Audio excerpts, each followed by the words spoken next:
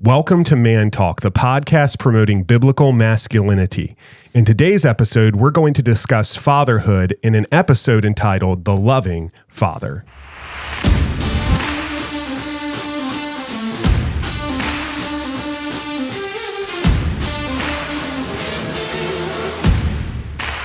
Welcome in. I'm your on-screen producer and co-host, Stephen Vaughan, and I'm joined by my dad and your featured host, Harold Vaughan.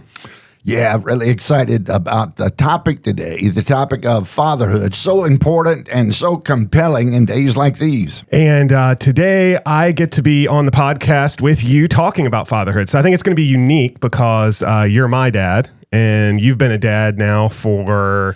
Long time. How long has it been?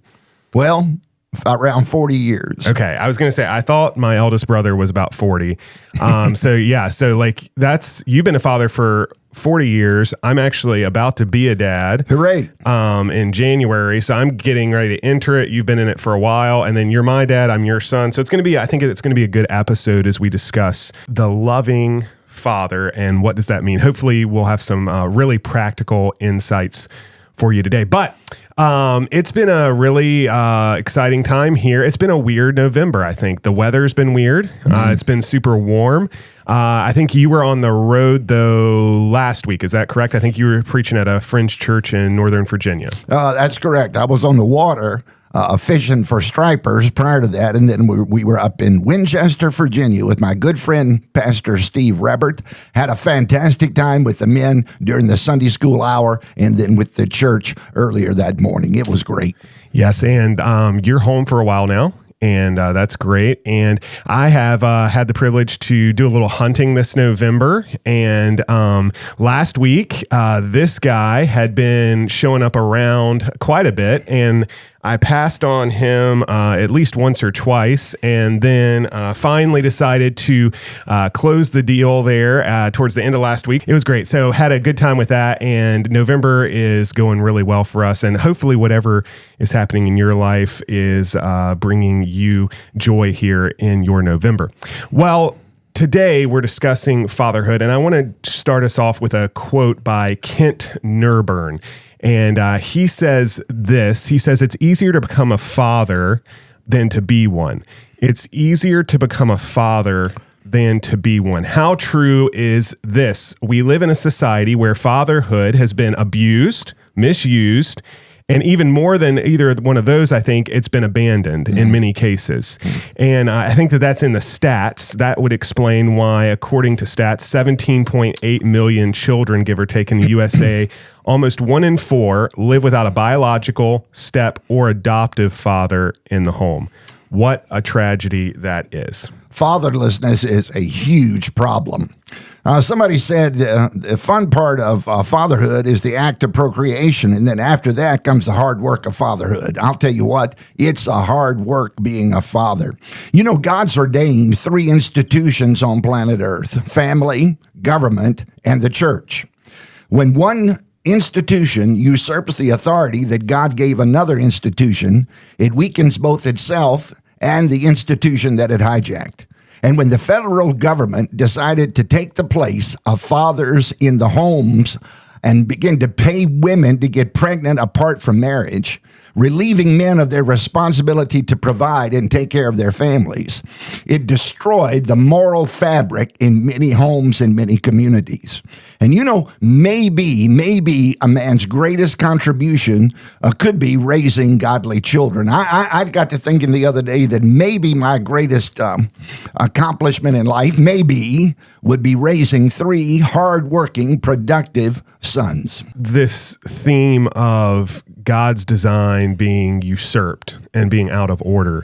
Our church has actually been in a series talking through the idea that God ordained family, government, and church, and how all 3 are supposed to work together. And it's been a fantastic series, but what it's taught me is the church can never replace the family, and the church can never replace the government, and they shouldn't. And the government can never replace the church, and the government can never replace the family, and vice versa. All 3 have been created by God to work uniquely together. But when one tries to infiltrate or usurp the other role, it's always going to be imperfect and leave a mess. And so that's why in a lot of cases, I mean, like I remember working in the local church, and I remember there was just some students who you would try and give extra care to. I could never be their dad though. And, but sometimes I felt like if I didn't step up and give a little extra, who would, Right. but it still left an imperfect, situation. And there's only so much that can be done, but, it's not up to the other institutions to fill in, and fathers have been given a unique role. And so today we want to be practical. We want to help you walk away, whether you are a dad, maybe you're like me and you're about to be a dad. My wife is 30 weeks along. That baby is on its way. And whatever it is, we are here to practically call fathers to rise up and follow God's instructions for them. So practically speaking then, let's just start out at a foundational level. What is like the main thing, if we were to boil it down into one takeaway today? We're going to talk about a few different things, but what is like the one big takeaway about fatherhood when it comes to raising children that you would have for us? Well, fatherhood is absolutely essential, and when that's downplayed or dismissed or replaced, it's always destructive. I would say that one of the best things about being a father, one of the best things about being a parent is enjoying life together with your family.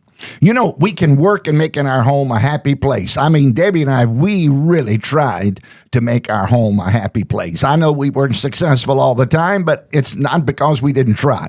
And I want to tell you, you need to look for reasons to celebrate things. If there's anything positive, anything noteworthy, praiseworthy, virtuous, I mean, that's the time to call a party and to make the home a happy place by celebrating good things. You know, in the home, we work together, laugh together, so important. We used to play games all the time, board games and all this kind of stuff. We'd go bowling, we would play together, pray together, serve together. I'll tell you, it's so important to develop a team spirit in your family, and it's so important to enjoy your family. And, you know, the camaraderie, the fellowship, the closeness. Like last night, Stephen, you and I had a serious conversation about some things, and boy, is it interesting to get the other generation's perspective on things. And I'll tell you what, I think that's what makes the family so important. A place of fellowship, camaraderie, sharpening one another, enjoying one another, working together, praying together, playing together, serving together. I'll tell you what, this is tremendous. And all those things that you just mentioned, I think that they boil down to what we would say is like the main thing today, and that is going after the hearts of your kids. Yes. It's not just about maybe making sure that they're fed. That's important. I've been hearing about how important that's going to be for me and Emily as we raise a little baby. Feeding's important, but that's not the main thing. But what you described was creating an environment where the relationship is born. The primary activity of fathers is shepherding their families. And Solomon, in the book of Proverbs, he made an appeal to his son. He said, "My son, give me your heart." He appealed for the affection of his son. He appealed not only for the ear and the obedience, but the heart of his child. So we've got to go after the hearts of our children. Now, look, somebody's going to have the heart of your child. Somebody. And I'm telling you, when you have the heart of your child will confide in you, they will confess to you, and they will seek to draw counsel from you. And I'll tell you what, I believe if we can keep our children on our team, if we can keep their hearts, if we can minister to them, if they will give us their hearts and have this unique closeness, which is rare in today's culture, I'll tell you, this is the main thing. Now, a lot of people lose the hearts of their children momentarily, temporarily, or for long term. This happens. This just seems to happen in the best of families. So if there's been a breakdown in relationship, how do we win the hearts of our children back? Well, S.M. Davis did a message one time on changing the heart of the rebel, which was absolutely tremendous. But I believe there's things we can do to maintain and to regain the hearts of our children. Somebody said, encouragement is oxygen to the soul. Encouragement is oxygen to the soul. So we can speak words of life, words of affirmation, words of acceptance, words of empowerment, words of encouragement. Jesus spoke words, and Lazarus came back to life. And our words can help resurrect a failing family relationship. So these words of oxygen to the soul, words of affirmation, acceptance, and praise. When you find something to praise your family members about, you really ought to do it. And I'll tell you what, we need to work at maintaining, gaining, and perhaps regaining the hearts of our children, staying on the same team. And as we do this, we really do see that the calling for fathers in their role is truly a remarkable one. And if this is your calling and you are a father, it is your calling if you are a father. But if you are a father and you're listening to this, it's one of the greatest things in life. But also, I think it can be one of those things where whether it's because of time, tragedy, things that have happened, or even just in my case, going into it, fatherhood can seem like a very complex and hard to attain goal to become a good, biblical, loving father. So today, what we really want to do is we want to break it down into 4 attributes of what a biblical father looks like. And we really want to look at this verse. I'll throw it up on the screen. It's Psalm 127, 3-5. It's actually 3 verses where it says, "Children are an heritage of the Lord, and the fruit of the womb is his reward. As arrows are in the hand of a mighty man, so are children of the youth. Happy is the man that hath his quiver full of them. They shall not be ashamed, but they shall speak with the enemies in the gate." So first of all, today we want to see this, that fatherhood, it is a divine activity. Fatherhood is a divine activity. It's right there where it says children are a heritage of the Lord. The fruit of the womb is his reward. This is a divine activity. This is not something that is just maybe left up to chance, and if it happens, it happens. This is God's plan, actually. God made man and woman, and we talked last week about the idea of being a loving husband, and he made marriage to where children would be a byproduct of marriage. And so this is God's plan and his design.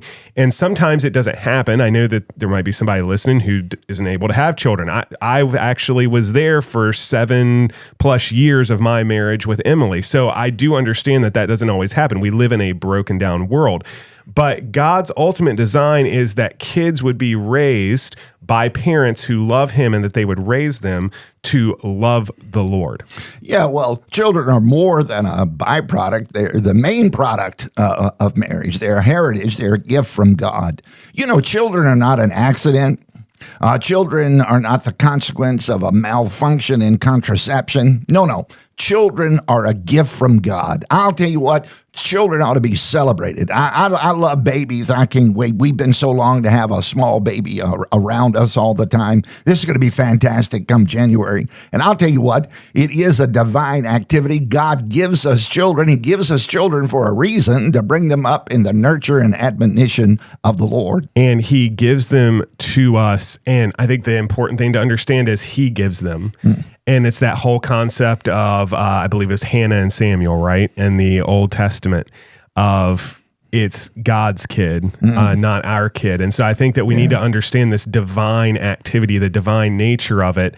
Ultimately, as a Christian, my children are first the Lord's, and they're my responsibility given to me to steward here on this earth. And so that fatherhood, it is a divine activity. But secondly, fatherhood is a directional activity. It's a directional activity. This is found in this idea that children are compared to arrows. We talked about hunting earlier. I like to hunt, and an arrow goes typically where you point it. Now, I will say, there are some times where things happen, and whether it be because of things in the way, distractions that push it off to the side, or whether it be because of maybe a malfunction in the process, right, arrows can go other ways. And so we see that elsewhere too, where just because maybe you did what was right early on and your child grew up and they chose to do something else, it's not saying that it is relieves the responsibility of the child. But what this is saying is that if you have been given the responsibility of being a father, you ought to be pointing your children in the direction of the Lord. Malachi says that he will turn the hearts of the fathers to the children and the hearts of the children back to the fathers. And I'm sure there's a larger context and meaning in this. But I do believe that when a man's heart is turned toward the Lord, he turns his heart toward their children. And when you have your heart turned toward your children, instinctively, you sense of what's going on, and you have direction from God to act on situations as they crop up. 3 quick things to help us understand here what we mean by directional activity. The first thing is, in the word direction, arrows do not pick out a target on their own. They must be aimed. Godly fathers should make every effort and ought to make every effort to set the direction of their child's life. We mentioned that. But secondly, this digs a little deeper than just direction, inspiration. Arrows require an outside force to send them towards the target. Godly fathers ought to be constantly immersing their children in the things of God, praying for their spiritual well-being, being their biggest cheerleader, and inspiration. And then also maintenance. Arrows and bows require regular maintenance in order for them to function properly. And fathers should be consistently nurturing and admonishing their children. The book of Ephesians even talks about that in order to keep them focused. It is our job as fathers also not to make them angry, Ephesians even says. So we ought to be connected with our kids, and it really comes down to, are we following through on this divine activity, and are we making it a directional activity? Are we pointing them in the right direction? Proverbs says, train up a child in the way he should go, and when he is old, he shall not depart from it. My understanding is that word train up, that concept of train up, it simply means to touch the palate, to generate an appetite early in life that will not be taken away.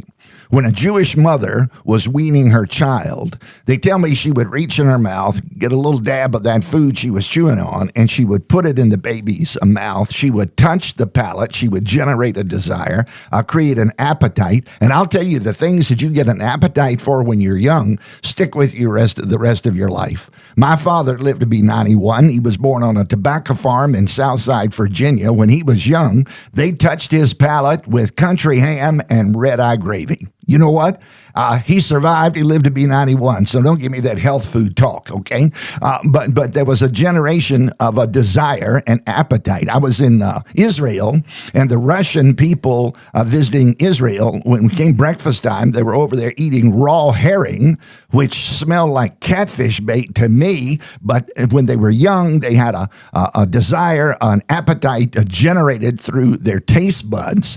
And the Bible tells us that we're to train up, we're to create a desire, to create an appetite for God in our children, in the atmosphere in our home, that when they are old, it will stick with them. And I don't believe that every failure in the family is a parental failure. I'm going to throw this out because God had 2 children, a perfect parent, perfect environment, everything was great, but his children, Adam and Eve, made some very bad choices, and we're reaping the consequences today. So I don't believe we ought to heap guilt on people or think that Proverbs 22:6 is some sort of a promise. It's a principle to train up the child in the way they should go, and they all ought to go in different directions, and we have to be specific and individualistic in dealing with our children because none of them are the same. And when we train them up in the way they should go, we generate these holy desires, then that sticks with them throughout their lives.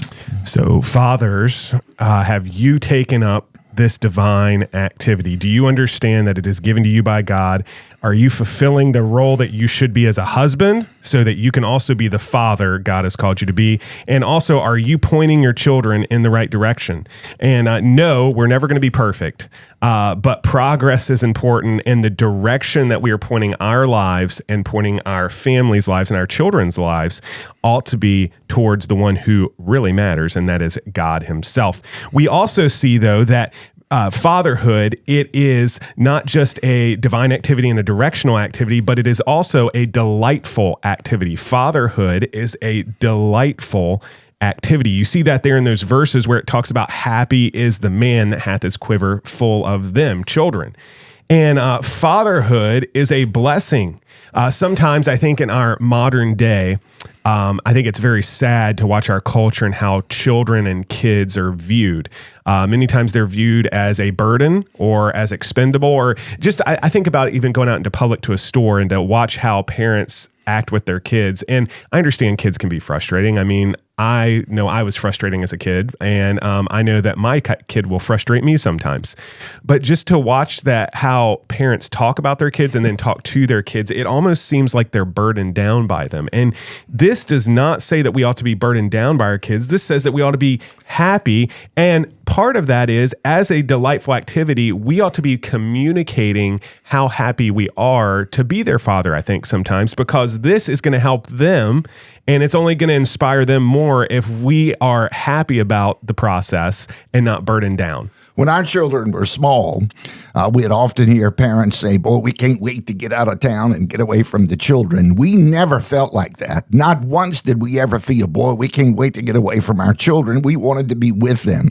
I think the anti-child mentality is so pervasive.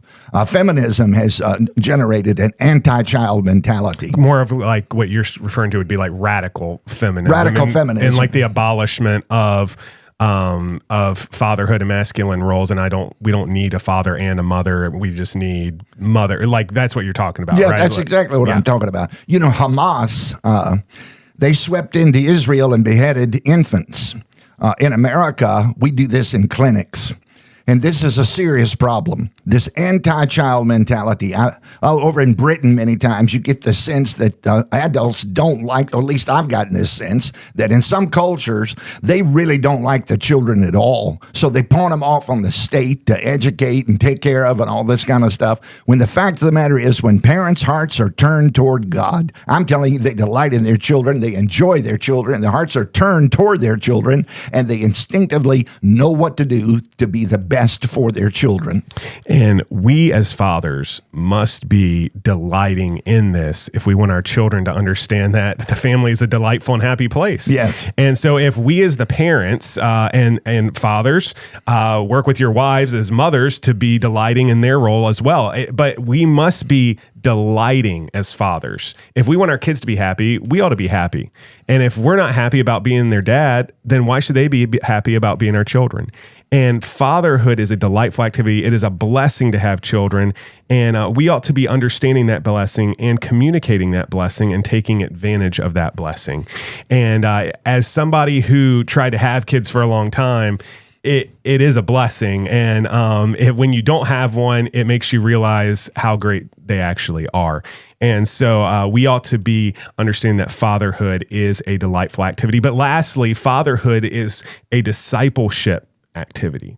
It's a discipleship activity. It talks there at the very end of those verses that the rewards of a father's discipleship, happy is the man that hath his quiver full of them.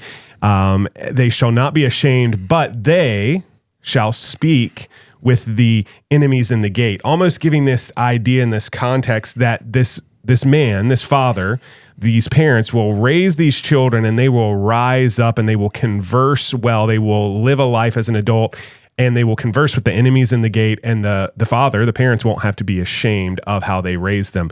I think that this is important to understand that as parents, as a father specifically, we're talking to men as fathers, our greatest goal of discipleship is our wife. We said that last week. But right behind that, second, is our children. You don't have to go to a foreign country to make disciples. You can begin with your children and grandchildren. I mean, we not only need family devotions, but we desperately need devoted families. That's mothers and fathers committed to their sons and daughters to bring them up, nurture them along the way, to generate this holy desire and to teach them how to walk with God. So we're committed to training sons and daughters. It's very much of a discipleship ministry in the home. And think about just the picture of arrows. Arrows in those days were not the fancy carbon ones we have today. They would have been literally, most likely, hand-formed by the archer. And the archer would take great care to find, first of all, the right branch, and then shape those branches into the arrows that he would want so that they would fly properly. And I think that this is a great picture of us as fathers. We ought to take great care in raising our children, discipling our children, working with our children, having tough conversations with our children.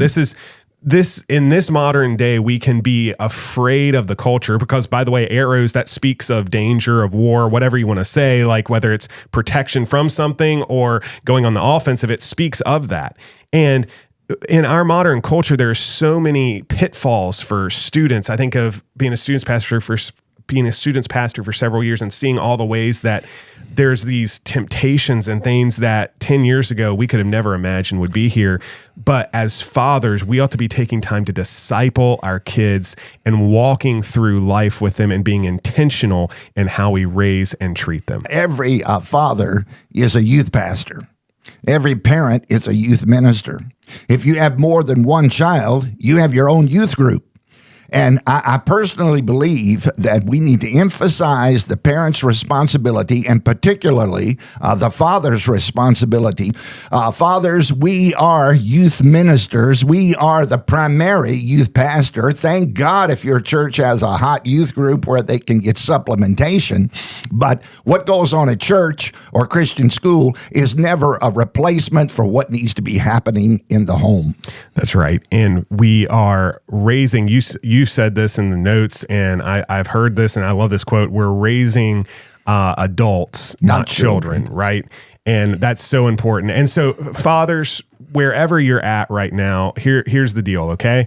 I hope that today called you and awakened you to take hold of your divine gift of being a father if you have been given that gift and you have children. And today, though, I also want to encourage you. You might have not been up to par maybe in some areas as a father. There's always ways that we can improve. Could I encourage? Nobody has been perfect and nobody's done everything right. And we're not here to guilt anybody. I've made enough mistakes in parenting to write an encyclopedia. So we're not here condescending. We are here to say, hey, we can recover, recoup, and we can go after the hearts of our family. That's right. And let me encourage you, don't take this as something to beat you down. Take this something to help you rise up and follow after God's call to be a father right where you're at. So make sure you're accepting this divine activity in a delightful way, pointing your children towards the Lord in that directional activity and discipling your children and being super intentional in being with them and training them up to follow the Lord. Well, today we did get a question, and I want to read through it really quickly, and then we're going to sign off until next time. But Josh wrote in, and he asked this question. He said, I'm a man who likes to fix things, but sometimes my wife doesn't need me to fix it, just to listen and to understand, but I still want to fix every issue that she brings me. So how do I change this mindset and be the comforter that she needs? 3 quick things that I would say to Josh, myself, who struggles with this, and anybody else. First, understand that many times listening and understanding is a fix for her in that moment. And we might not feel like it's a fix for us, but it's a fix for her. Secondly, when encountered with a situation like this, make the first response that comes out of your mouth this. Fill in your wife's name. Wife, do you need me to listen to you right now? Do you need me to fix this or to come up with a solution? Or do you need me to give you a hug? And that sounds kind of cheesy, but I have found that helps things because it gives us an understanding of what our wife needs in that moment, because she might need you to fix it, or she might just want you to listen. Third, as well, the things we cannot fix, we ought always to bring to God, because there are things like that, and this gives us a specific thing that we can do, a specific way that we can pray and bring our wives before the Lord. If you have a question, make sure that you go to our website, www.mantalkpodcast.com. You can submit the question there on the homepage. We would love to have it so that we can talk about it here on the show. And also on our website, you can find all of our social media that you can connect with us and find all of our content on YouTube, Apple Podcasts, Spotify, all the different places. You can find a lot of links right there on the website. And today we did a lot of talking about fatherhood. And this book, The Extraordinary Father, is where some of our content came from. It is a 31-day mentorship program for fathers compiled by my dad and others. And you can find that at our ministry's website, www.christlifemin.org. Well, I hope that you will subscribe if you're not to our show to follow along with us.